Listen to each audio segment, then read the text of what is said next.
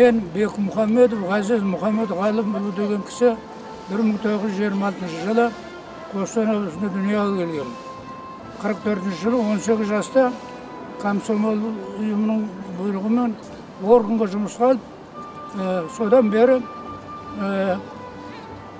34 жыл қызмет істеп, полковник званиясымен 1978 жылы мен демалысқа шықтым.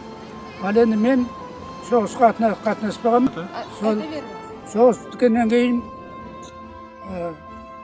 Алматыда 1 жылдық НКВД-ның школын бітіріп келгеннен кейін мені Қарасу ауданы Қостанай облысына округ деген қызметке жіберді. Сонда 2 жыл істеп, қызметі жақсы істеген үшін 2 жылдан кейін мені облыстық управление аға тергеуші алды.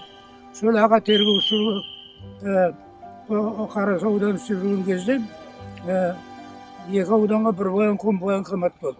Оғаннан Қарасу ауданында. Сол военком Әміров Қайлаш деген кісі болатын еді. Мен оперативтік қызметтен басқа сол ауданда ауданды комсомол комитетінің әскери жөніндегі секретары внештатын істедім. Сонда призыв болғанда әлгі кісі мені шақырып алып, өзімен бірге жас кәрілерді армияға шақырғанда сол призывте мен қатынасып отыратын едім. Ол үшін өте жақсы білетін едім. Званиясы капитан, 37 жасында соғыстан аман сау келіп едім. Соның 49 жылы Қостанайдан Обоған ауылына бара жатқанда қалың ағаштар арасында ұстап алып, бандиттер өлтіріп, содан 22 август 49 жыл еді бұл да.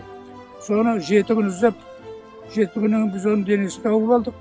Тауып алып, осы қылмыс жасаған адамдарды ұстап, 5 адам ағайынды адамдар екен, оны бұрын білетінбіз.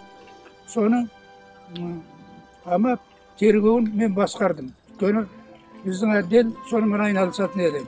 Сонан кейін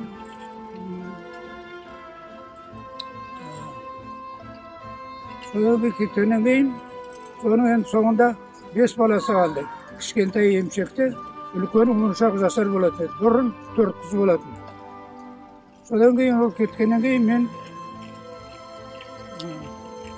семьясы Павлодар облысына көшіп кетті. Содан мен 66 жылы қызмет бабыменен Қостанай облысынан Семей облысына жоғары сайланды, қызметке сайландым. Сонда әлгі кісінің әйелі жеңгейді тауып алып, мектептің мұғалімі екен, сонымен танысып, сонан кейін қалған балаларына көп жәрдем жасадым. Бір қызын Семейге алып келіп, қызына торғастырып, квартира алып беріп, сонан енді осында Алматы қаласында тұрады, Әлия деген бір қызы бар, кандидат биология наук. Біз осымен араласамыз. Солардың семьясына жәрдем жасап, сол кісінің 100 жылдығына Павлодар 2 рет мені шақырды.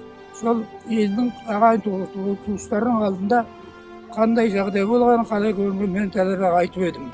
Бастығының сыйлығымен мені Жеңіс ардагері деген мынандай Жеңіс ардагерден мынаны берді. Сол кезден бастап мен соғыс ардагері есептелінем. Ал енді мен жасым 94-те. Мен көп жыл Қазақстан әр жерінде қызмет істедім, сондықтан мен Қазақстанның чекистерінің 99% білем десем өтірік емес. Соның ішінде 50-ден артық соғысқа қатынасқан азаматтарды білем. 2000 жылы мен ұрпаққа сөздегі бірінші кітап жазғам. Міне кітап. Осы кітаптың ішінде соғыс ардагерлері, ардагерлер одағына барып жүр, сонда талай соғысқа қатынасқан азаматтар танысып жүрдім, соның үшін жарымқанып бар еді. Содан кейін жолдас болғаннан кейін біз семейін араласып жүрдік. Бір-бірімізге қай уақытта болса да шақырмай есігін жарып бара беретінбіз. Бала шағаларымен араласып, бүгінге дейін сол жалғасып жатыр. Өз дүниеден өткен мен, Жарымхан семьясымен мен бұрынғы достықпен жалғасып жүрген адам біреумін.